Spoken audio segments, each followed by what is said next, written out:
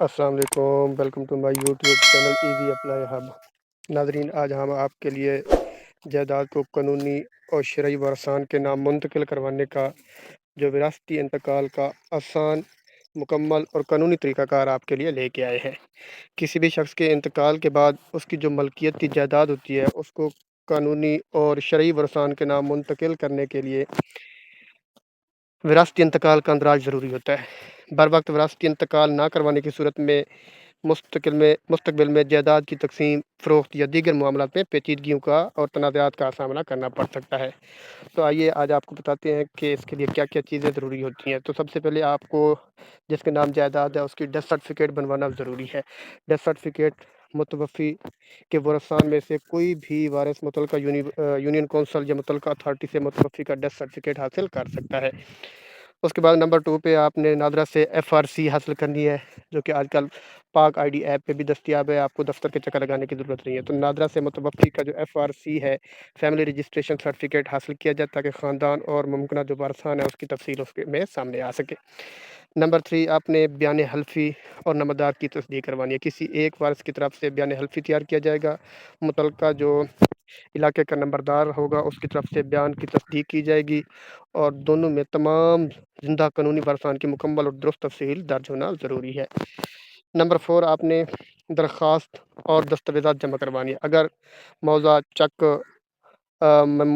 موصل ہو تو جو وراثتی انتقال کے اندراج اور منظوری کے مسئلے درخواست تحصیلدار صاحب کے دفتر میں، جبکہ آن لائن ریکارڈ کی صورت میں متعلقہ ADLR کے دفتر میں جمع کروائی جائے گی۔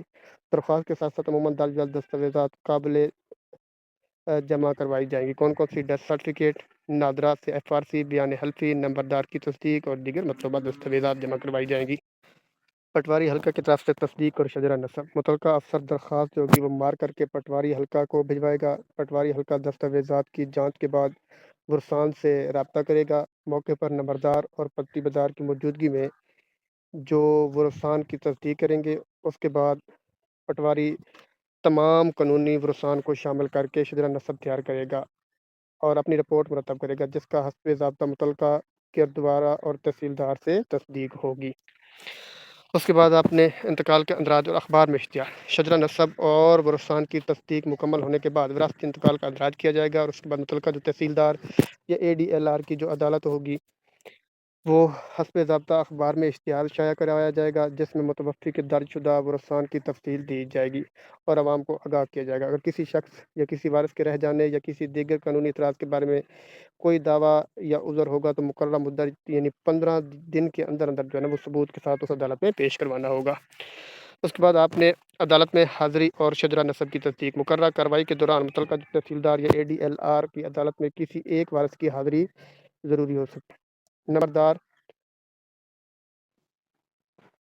ایک گواہ مثلاً پٹی بدار شجرہ نسب اور ورثان کی شناخت کی تصدیق کرے گا۔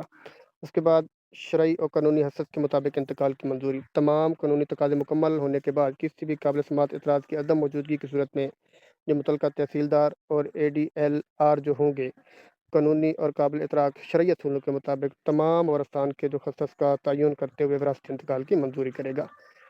اہم بات، وراثتی انتقال میں سب سے اہم مرحلہ تمام قانونی ورثان کی درست نشاندہی ہے۔ کسی ایک وارث کو جان بوجھ کر چھپایا یا شجرہ نسب میں غلط معلومات درج کروانا مستقبل میں سنگین قانونی تنازع کا سبب بن سکتا ہے۔ قانون کی پاسداری، اپنے حقوق کا تحفظ کریں۔ وراثتی انتقال کا طریقہ کار، مطلوبہ دستاویزات اور کارروائی بشمول اشتہار اگر قابل اطلاق ہو متعلقہ صوبے، ریونیو قانون اور ریکارڈ کی نوعیت کے مطابق ہو سکتی ہے اس لیے کارروائی شروع کرنے سے پہلے متعلقہ جو ریونیو آفس ہے وہاں سے موجود طریقہ کار کی تصدیق لازمی کروا لیں آپ اپنے۔